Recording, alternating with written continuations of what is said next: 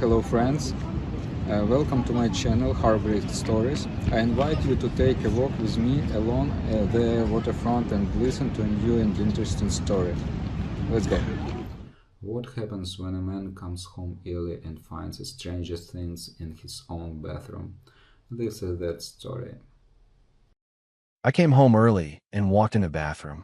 A stranger's razor, a stranger's toothbrush, and my wife, stuttering for the first time in 14 years. I didn't scream. I didn't ask twice. I just smiled, walked out, and started digging. What I found buried under our marriage made the razor look innocent. My name is Jack Harrington. I'm 43 years old. I've been married to Luna for 14 years. We have 2 kids, Caleb, who's 13 and already thinks he knows everything, and Aurora, 9 years old, who still leaves drawings on my desk when she thinks I'm sad. I built everything I have from nothing. Grew up in a working-class family in Murfreesboro, put myself through college, clawed my way up the ladder at 3 different companies before landing at Meridian Media. I'm not a man who quits. That matters for this story. It was a Thursday in late October. I'd left the office early, rare for me, but a client meeting had canceled last minute, and I had zero desire to sit through another round of budget revisions. I drove home with the windows down and the radio off, just thinking. Luna's car was in the driveway, which wasn't unusual. She managed a small interior design studio downtown and kept flexible hours. I came in through the side door off the garage. The house felt off the moment I stepped inside. Not loud off, quiet off. The particular silence of a house that's holding its breath. No music from the kitchen. No Luna calling out from wherever she was. Just stillness. I set my laptop bag on the bench and walked through the hallway. The bedroom door was open. I stepped in and immediately noticed the master bathroom door, slightly ajar, a thin line of light cutting across the floor. Luna was obsessive about that door. She always kept it closed. Always. I pushed it open. What I found didn't announce itself dramatically. There was no movie moment.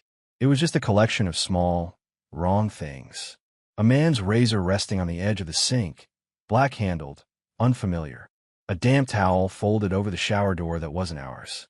And there, beside my toothbrush, a second one, angled as if it belonged there, as if it had always been there. My brain cataloged each item slowly, the way it does when something doesn't add up, and it's trying to find the innocent explanation first. I heard a step behind me. Luna stood in the bedroom doorway, still dressed, a careful expression on her face. Not surprise exactly, but something close to it. Something rehearsed.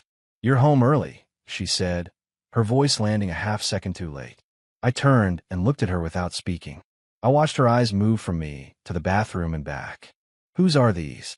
I asked, keeping my voice level. Her lips parted, then closed, then parted again. "What do you mean?" "The razor, the toothbrush, the towel." I stepped aside so she had a full view. "Whose are they, Luna?" And that was the moment. She stood there in the doorway of our bedroom, the woman I had built 14 years of life with. And she stuttered. Not a word or two. Her whole composure stuttered. A visible hesitation, like a machine catching on something it wasn't supposed to catch on. "A friend," she finally managed. "He came by too. He needed to freshen up before an appointment." Yes."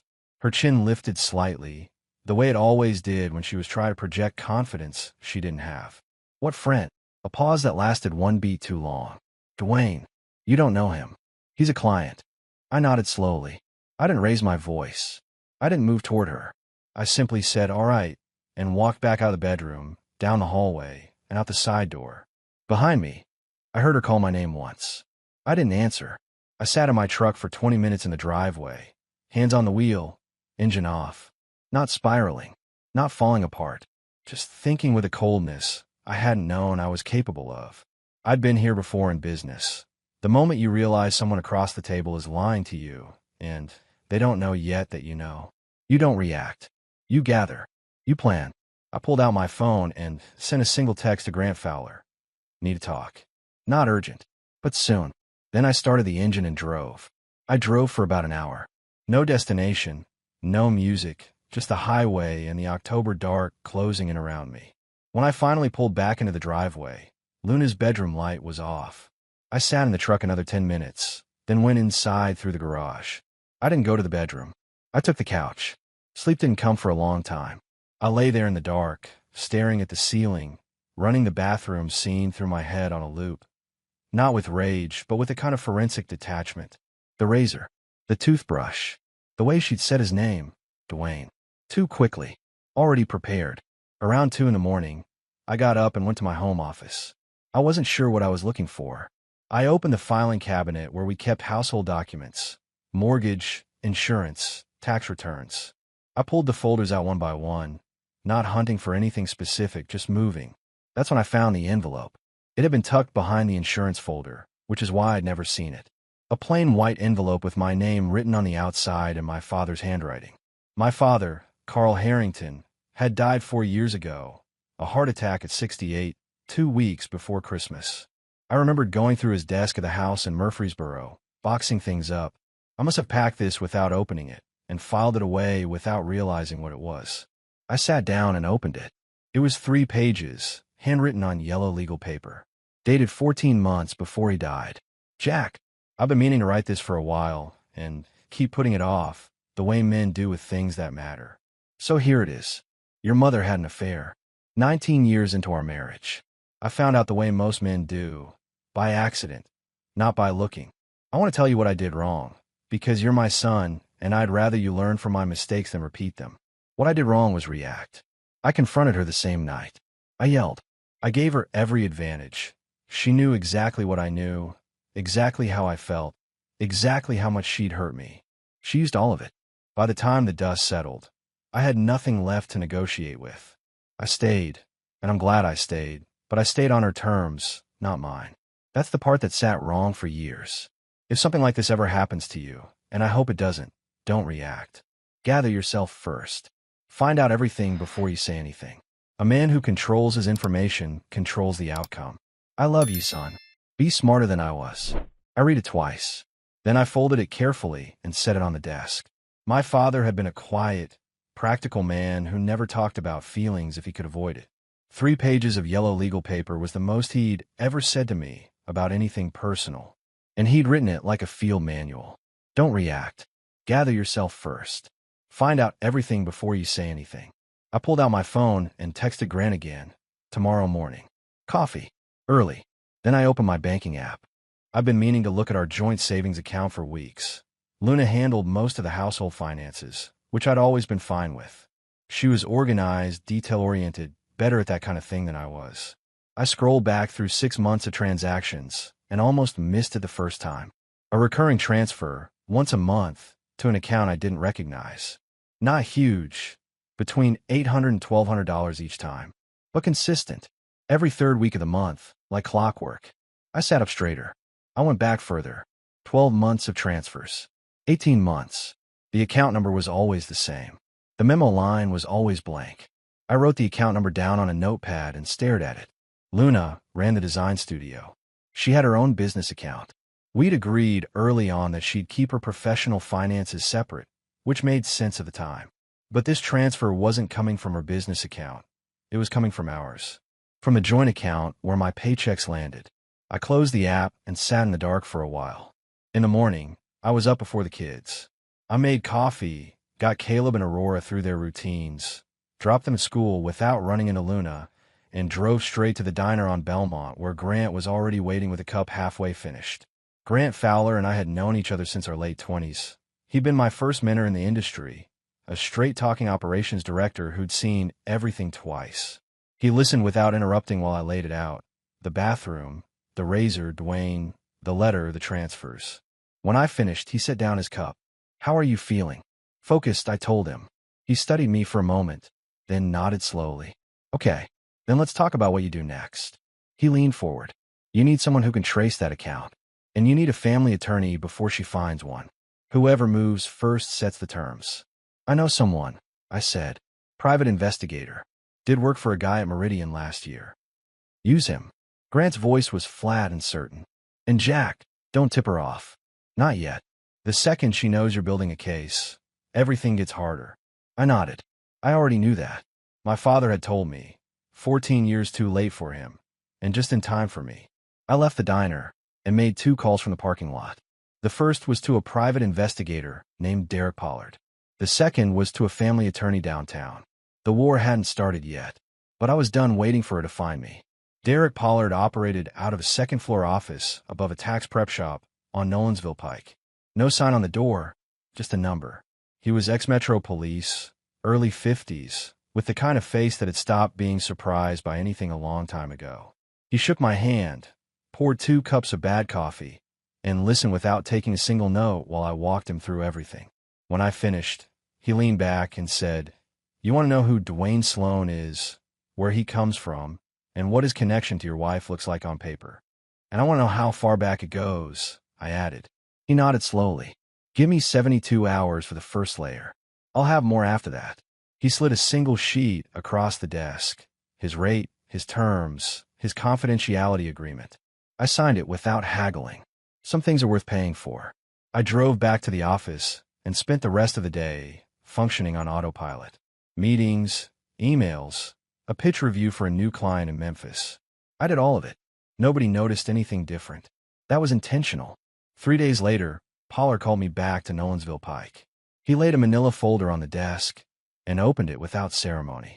Dwayne Sloan, 35, originally from Clarksville, worked as a freelance brand consultant, loosely defined, as far as Pollard could tell. 2 LLCs registered in Tennessee, 1 dissolved, 1 active. The active one had received irregular deposits over the past 18 months, several of which aligned in timing with the transfers from my joint account. I stared at that line for a long moment. "He's not just a guy she met," I said. "Doesn't look like it," Pollard replied. "The financial overlap goes back at least 20 months, which means this started well before you found those things in your bathroom." 20 months. I ran the math without meaning to. 20 months ago, Luna and I had celebrated our 13th anniversary at a restaurant downtown. She'd worn a green dress. We'd talked about taking the kids to Colorado the following summer. I kept my face still. How far back does their connection go? Before the money. Pollard turned a page. That's where it gets interesting. He tapped a printed screenshot, a photo from a charity gala, dated 6 years back. Luna was in the frame, laughing at something. Standing 2 people to her left, partially cropped, was a man whose jawline matched Dwayne Sloan's current photos closely enough to matter. 6 years. We'd been married 8 years at that point. Caleb had been 7. Aurora had been 3. 6 years. This man had been sitting at their dinner table for 6 years. Think about that for a second. I picked up the photo and looked at it for a long time. Then I set it down and said, "Keep going. I want everything." Pollard gave a short nod. "There's one more thing you should know now." He slid another page across.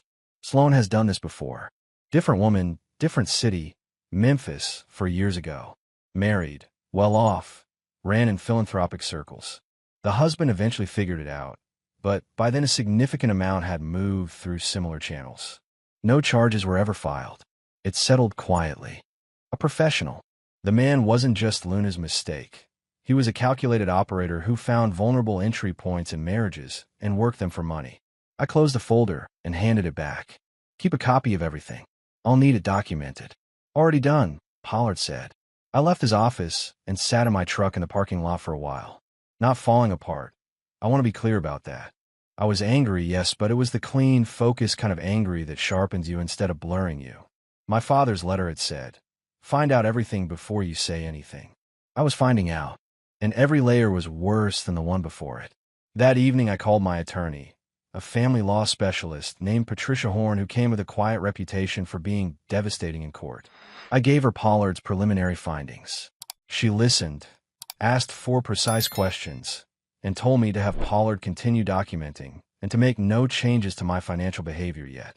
"Don't move money," she said. "Don't change accounts. Don't give her any reason to think you know." "Understood." And, "Mr. Harrington, start keeping a personal log. Dates, observations, anything out of the ordinary. Handwritten, not on your phone." I stopped at a drugstore on the way home and bought a small notebook. That night, after the kids were asleep and Luna was watching something in the living room, I sat at my desk and wrote the first entry. 2 weeks passed. I went to work, came home, ate dinner with my family, helped Aurora with her homework, talked to Caleb about his basketball tryouts. On the surface, nothing had changed. Underneath, everything had. Pollard had continued digging. The transfers from our joint account totaled just over $19,000 across 20 months. $19,000 that had moved from my paycheck into Dwayne Sloan's orbit while I was sitting in client meetings and picking up dry cleaning. Patricia Horn was building the legal framework quietly. She'd flagged the financial transfers as potential marital waste, a term that, she explained with characteristic flatness, carried real weight in Tennessee family court. But I needed one more thing. I needed proof that Luna was actively coordinating with Sloan, not just seeing him. The financial trail was strong, but a determined attorney could argue coincidence, could argue that Luna had simply been defrauded by a man she trusted professionally. I needed to show intent, coordination, conspiracy, if we're using the right word. Grant had suggested the idea over coffee the previous week, half joking when he said it. But I turned it over for days and decided it was exactly right. I chose a Tuesday morning. Luna was in the kitchen when I came downstairs, and I made sure to seem distracted, a little stressed, not unusual for me before a big pitch. I poured coffee and said, almost offhandedly, I've got a meeting Thursday with the Meridian partners. They're finally moving on the Atlanta expansion. I'll probably be tied up all day and might stay over. Luna looked up from her phone. Thursday. Yeah, might not be back until Friday morning. I shrugged. Big deal if it goes through. She nodded. Okay, I'll figure out the kids. I want to work. I told no one at Meridian about any Atlanta meeting because there wasn't one. I called Pollard from my car and told him to watch Sloan starting Wednesday evening. Thursday morning, I drove to Grant's place instead of the office and worked from his kitchen table. At 11:14 a.m., Pollard sent me a text. He's at your house. Arrived 10:52. Car parked 2 streets over. At 12:30 p.m., still inside. At 2:17 p.m., leaving now. Photos attached. I opened the photos. Dwayne Sloan walking out my front door, Luna visible in the doorway behind him. Not touching. Careful enough for that. But his posture, her expression, the unhurried ease of the whole thing told the story clearly enough. Pollard had also captured something I hadn't anticipated. As Sloan reached the sidewalk, he turned back and Luna handed him a folded piece of paper. An envelope. What's an envelope? I texted. Pollard replied 20 minutes later. Followed him to a coffee shop on 12th. He opened it at the table. Photographed contents from adjacent seat. Scanning and sending now. The scan came through a few minutes later.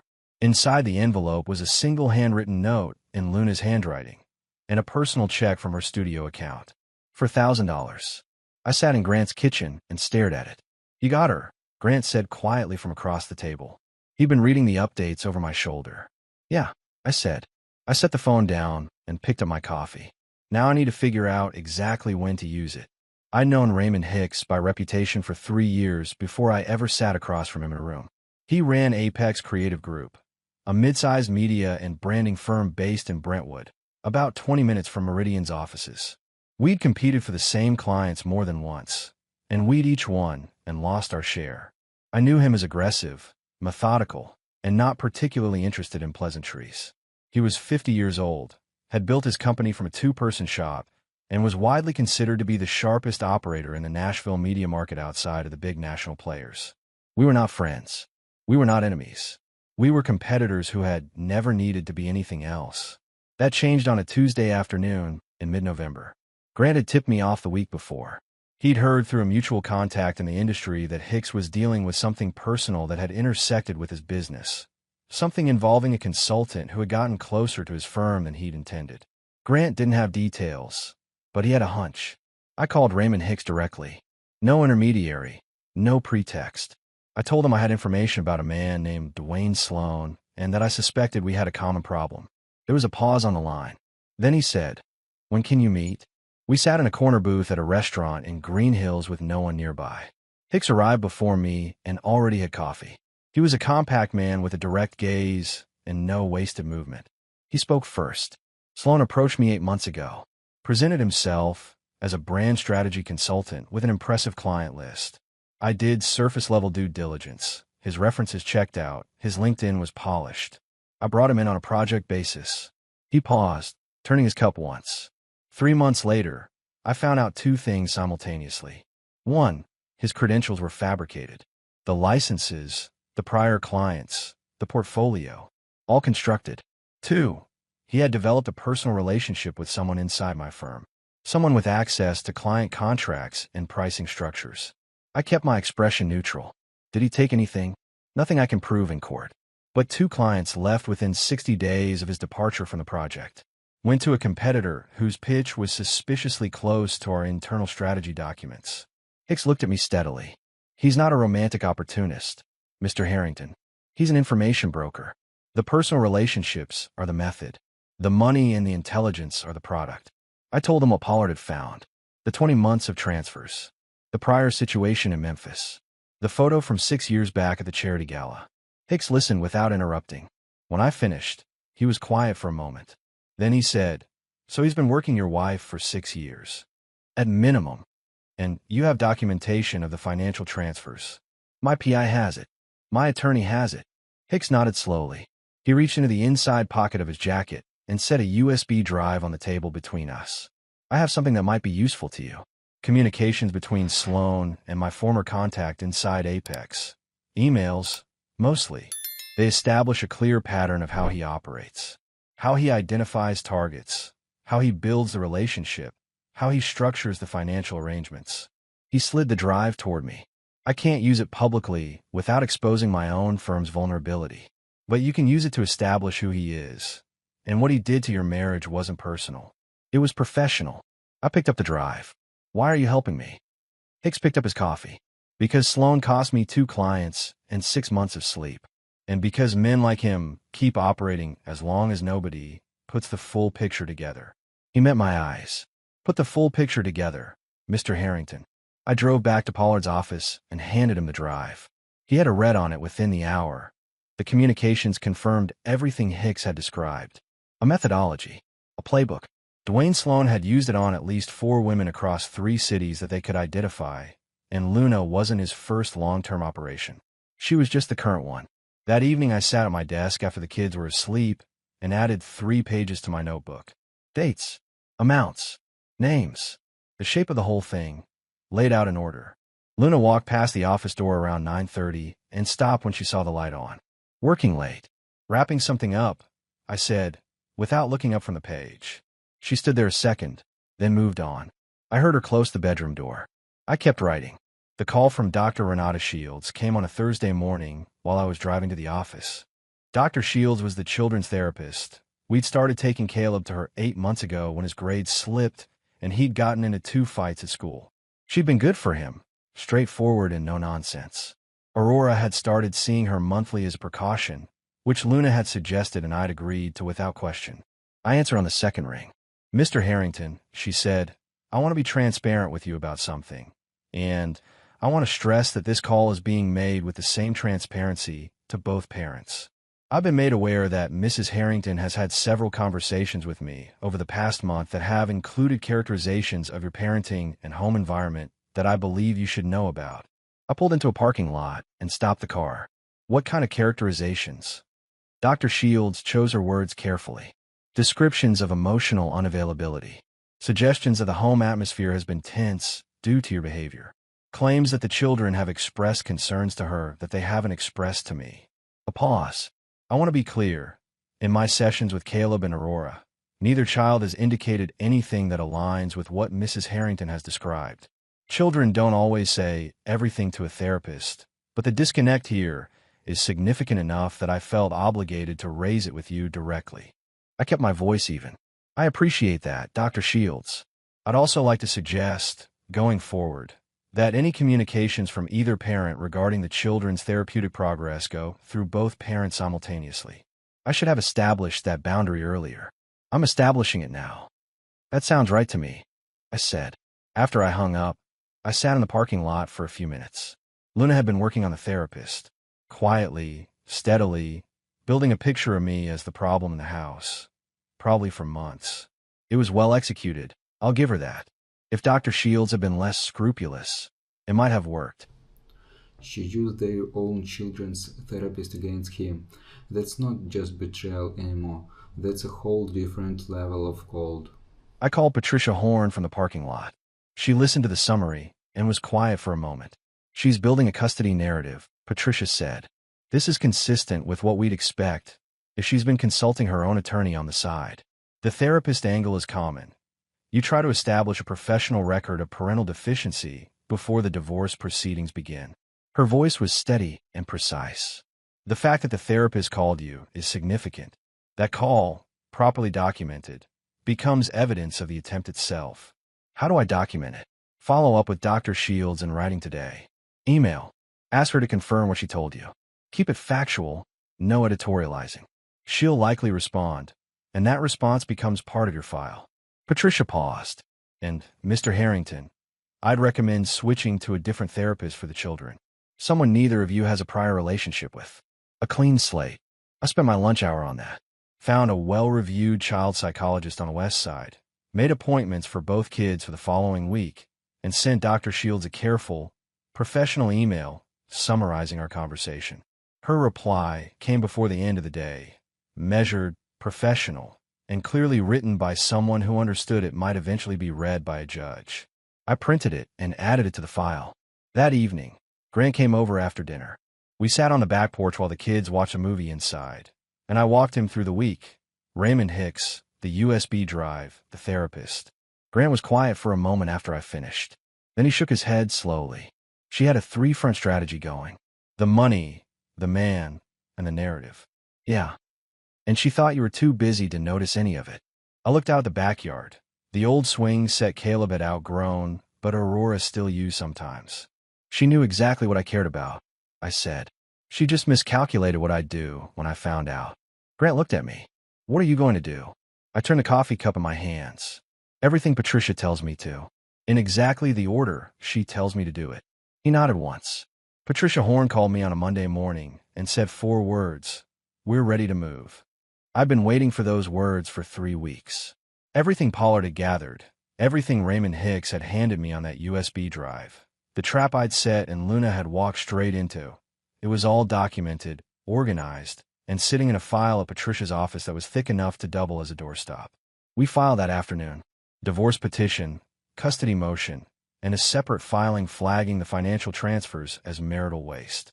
Patricia had timed it precisely, served before Luna could retain her own attorney, which meant she'd be scrambling to find representation while we were already 2 moves ahead. I was at the office when the process server went to the house. Grant called me 10 minutes later. She called me, he said.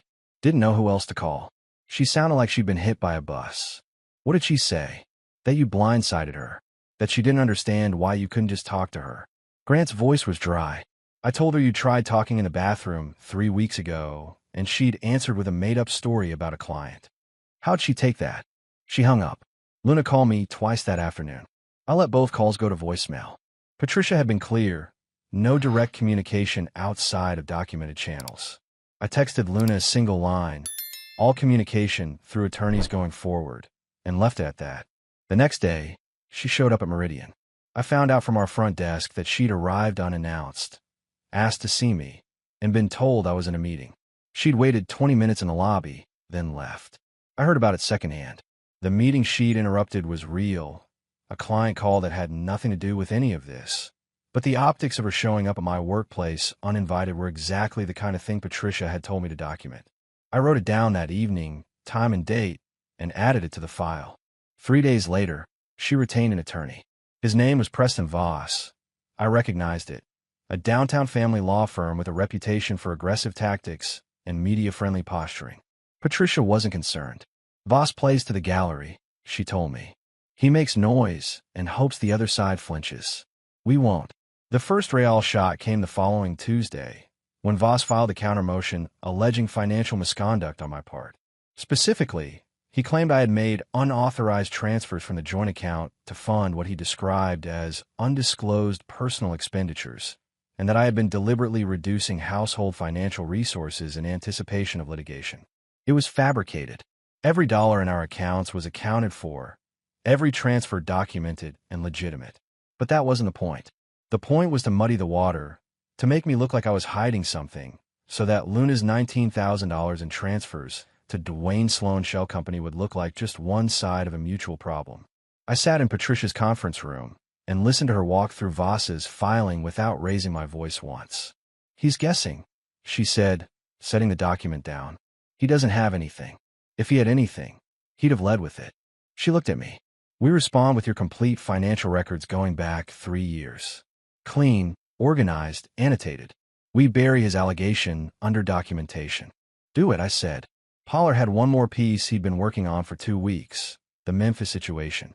The previous husband who'd dealt with Sloan and settled quietly. Pollard had tracked him down through court records and made a discreet call. The man's name was Gerald Whitfield, and he'd agreed to provide a written statement confirming the pattern he'd experienced, the fabricated credentials, the financial arrangement, the way Sloan had operated. I read Whitfield's statement that evening at my desk.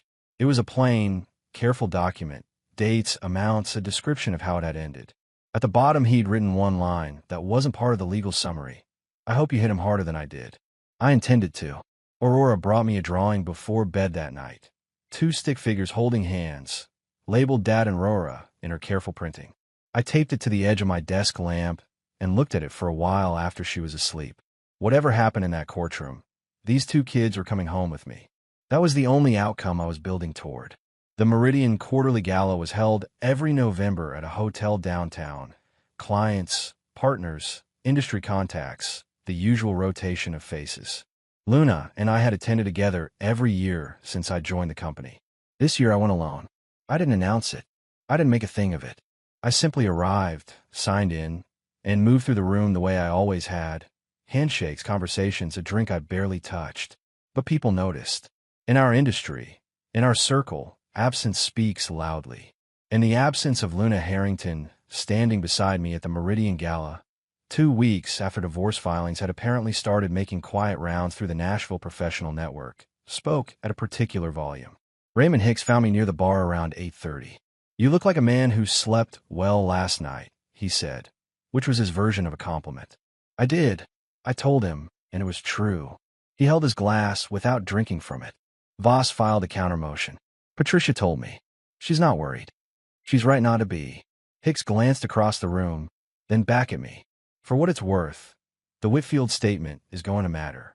A documented pattern changes the conversation from marital dispute to predatory scheme. Judges notice that distinction. That's what Patricia thinks too." He nodded once. We stood in comfortable silence for a moment, which would have been unthinkable 3 weeks ago. "You know," Hicks said eventually, "I've competed against you for 3 years and never once thought about whether I respected you." A pause. "I do, for the record." I looked at him. Same. He moved on. I stayed where I was for a minute, watching the room. A year ago, I would have been scanning it for Luna, checking that she was comfortable, making sure we were working the room the way couples do at industry events. Now I was just here, present for my own purposes, on my own terms. It was a different feeling than I'd expected. Not lonely. Not triumphant. Just clean. Patricia called me the next morning with news I hadn't anticipated. Voss had reached out to her the previous evening, after the gala, as if my appearing there alone had been a signal of some kind. He wanted to discuss a settlement framework. No litigation, no trial, a negotiated resolution. "She's scared," Patricia said. "Of what specifically?" "The financial evidence. Voss has seen Pollard's report now, the full version I disclosed in response to his countermotion. He knows about the Whitfield statement.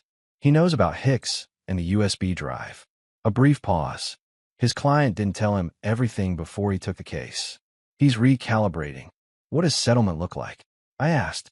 "She's proposing joint custody, a 50-50 asset split, and no spousal support either direction." I didn't answer immediately. I walked to the window of my office and looked out at the street below. Joint custody meant my kids going back and forth for the rest of their school years. It meant Caleb and Aurora spending nights in a house that Dwayne Sloan had access to, with a woman who had been running a financial arrangement with him for 20 months while I paid the mortgage. "No," I said. "Full physical custody, primary legal custody, structured visitation. She can see them. I'm not trying to cut her out of their lives. But they come home to me." Patricia was quiet for a moment. "That's a harder line to hold in court, absent evidence of direct harm to the children." "I have the therapist documentation," I said. She tried to manipulate the children's therapist to build a custody narrative. "That's in the file." "It is," Patricia acknowledged. "All right. I'll respond accordingly." Her voice shifted slightly, something approaching approval. "Mr. Harrington, I want you to know, In 20 years of family law, the clients who come to me with this level of documentation are the ones who determine the outcome. You've done the work. I thanked her and hung up. That evening, I took Caleb and Aurora to their favorite pizza place on Charlotte Avenue. Caleb ate 3 slices and complained that his basketball coach was running extra conditioning drills before tryouts. Aurora declared that mushrooms were the best topping and that anyone who disagreed was wrong. I ate my own food and watched them and thought about nothing except what was right in front of me. On the drive home, Aurora fell asleep in the back seat. Caleb was quiet for a moment, then said, without looking at me, "Dad, is stuff with you and Mom going to be okay?" I glanced at him in the rearview mirror. 13 years old, trying to ask a big question in the smallest possible voice. "It's going to be different," I said carefully. "But you and Aurora are always going to be okay. That's the part that matters." He nodded and looked back out the window. He didn't ask anything else. Sometimes that's enough. Not all the answers, just the right one at the right moment. I pulled into the driveway and sat in the car for a minute after Aurora stirred awake. The house was lit up, warm looking from outside. Whatever happened in the next few weeks, this was still ours. And I wasn't giving it up without a fight I'd already won. The settlement conference happened on a Tuesday morning in early December, in a rented conference room at Neutral Law Firm on 2nd Avenue. Patricia had chosen the location deliberately. No home turf, no history, no advantage to either side walking in the door. I arrived 10 minutes early. Luna and Preston Voss arrived together, 3 minutes late, which told me Voss had coached her on optics. She looked composed. Good suit, careful makeup, the kind of presentation that takes effort to make look effortless. I recognized it because I'd watched her assemble it in our bathroom mirror for 14 years. She glanced at me when she sat down. I looked back without expression and turned to Patricia. Voss opened with their position. Joint custody, equal asset split, no acknowledgement of the financial transfers as marital waste. He framed it as a straightforward dissolution of a marriage that had run its course. Calm language, reasonable tone. The kind of pitch you make when you know the other side has the cards and you're hoping they'll settle for optics. Patricia let him finish. Then she opened her folder. In the next 40 minutes, she laid out everything.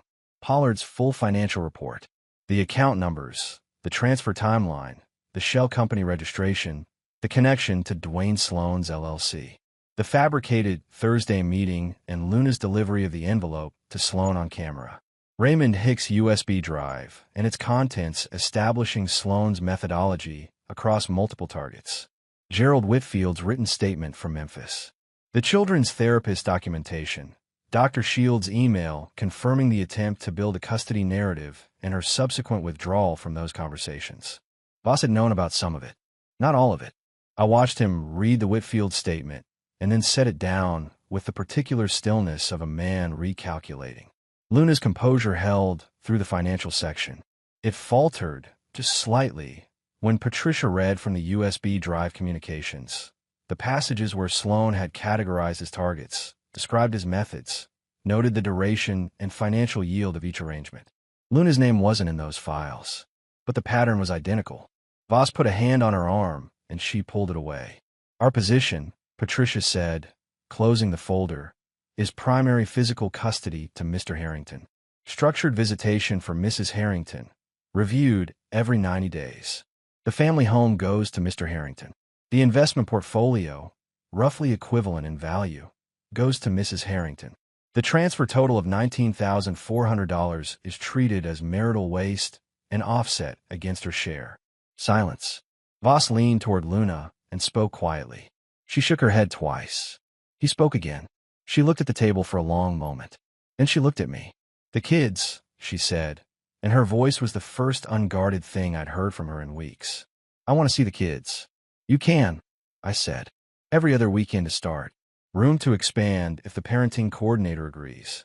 Her throat moved. "That's not enough." "It's what's available right now," I replied. "You spent the last 6 weeks trying to build a case that I was an inadequate father through your children's therapist. The parenting coordinator will factor that in. Show her something different over the next 6 months, and the schedule changes." She looked down again. Voss wrote something on his notepad. They exchanged a look. Then he nodded once, slowly, and began discussing the language with Patricia. It took another 2 hours to finalize the details. When it was done and the signatures were gathered, Voss packed his briefcase quickly and left. Luna stood at the end of the table for a moment, buttoning her coat. I was already talking quietly with Patricia. Luna didn't say anything on her way out. At the door she paused, and I thought she might turn around. She didn't. Patricia walked me to my car afterward. "Clean," she said simply. "Thank you," I told her.